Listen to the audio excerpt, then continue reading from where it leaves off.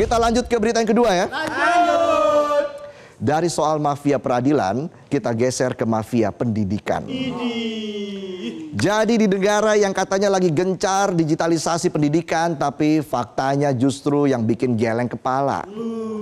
Di atas kertas programnya jalan, tapi di lapangan laptopnya cuma bisa nyala, tapi nggak bisa dipakai apa-apa. Udah kayak perasaan ke mantan. Sayangnya sih masih nyala, masa depannya udah shutdown. Dan di balik layar proyek digital yang katanya terobosan, ternyata isinya bukan kemajuan tapi kebocoran.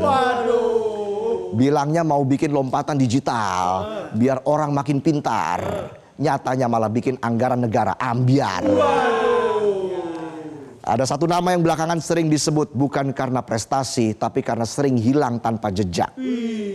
Ya udah kayak temen tongkrongan yang cuma muncul pas akhir bulan.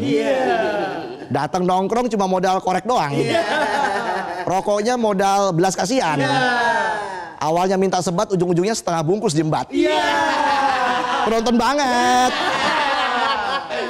Dia adalah Juristan, mantan staf khusus mantan Menteri Pendidikan Nadiem Makarim.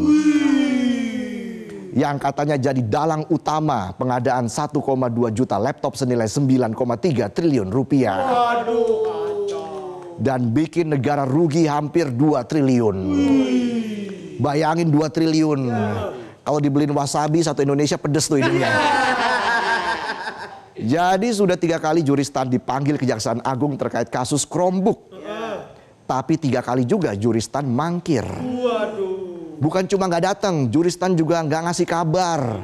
Sunyi senyap, diam 1000 bahasa. Persis lah kayak temen yang hilang pas ditagih utang. Tapi tetap mantau grup WA. Lagi mantau siapa yang nagih. Ternyata gue udah di-kick. Dari data imigrasi, Juris ternyata udah cabut ke luar negeri bukan untuk me time, jalan-jalan, tapi mungkin dia pengen full time jadi buronan. Katanya sih ke Singapura. Tapi pihak Singapura bilang nggak ada nama si buron. Adanya patung Merlion. Biasanya orang foto begini. Terus ada kabar lainnya, Juris sekarang ada di Australia. Hidup tentram bareng suami dan anak. Info ini datang dari Boyamin Saiman, koordinator Maki.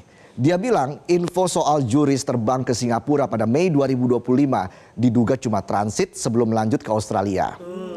Boyamin pun langsung jadi detektif dadakan. Selama sepekan dia keliling Australia dari Brisbane, Gold Coast, Alice Springs, Canberra sampai Sydney. Dia bahkan datengin alamat yang diduga ditempati oleh Juristan. Tapi dia nggak bertamu. Katanya karena nggak mau melanggar hukum di sana. Atau jangan-jangan Juristan nggak di situ, tapi lagi digondol kanguru. Dikantongin kanguru. Dan hasil investigasi ala-ala Boyamin pun sekarang udah disetor ke penyidik. Kejagung pun lagi ngebongkar petunjuk itu satu-satu sambil siapin skenario jemput paksa. Status Juristan sekarang lagi proses diusulin jadi DPO dan masuk red notice. Biar Interpol ikut nyari. Ya seenggaknya ada yang bantuin stalking medsosnya. Kali aja dia ngepost makan nasi uduk di Melbourne. Namanya juga koruptor. Kaburnya offline, hidupnya online. Pengennya jadi misteri tapi jempolnya gatal bikin story. Bikin caption, ada gula ada semut, udahlah nggak mood. Iya, semoga Juristan segera ketemu dan dijemput. Karena kalau nggak bisa-bisa ini jadi Harun Masiku jilid 2. Bikin dosa di negeri sendiri tapi ngumpetnya di luar negeri. Ini orang udah bikin rugi negara tapi ngilangnya bikin warga bertanya-tanya. Ini yang canggih program digitalisasi atau teknik ngilang para pelaku korupsi. Ini bukan cuma soal satu orang kabur, ini soal seberapa tumpul hukum kita ke ordal. Kalau begini terus nantinya jangan heran kalau rakyat ikut-ikutan melanggar aturan. Sementara yang maling anggaran sampai triliunan masih bisa staycation dan jalan-jalan. Ya itulah tadi sajian pembuka kami di Midnight Live. Kami masih punya sejumlah informasi menarik lainnya usai jeda. Tetaplah di Midnight Live.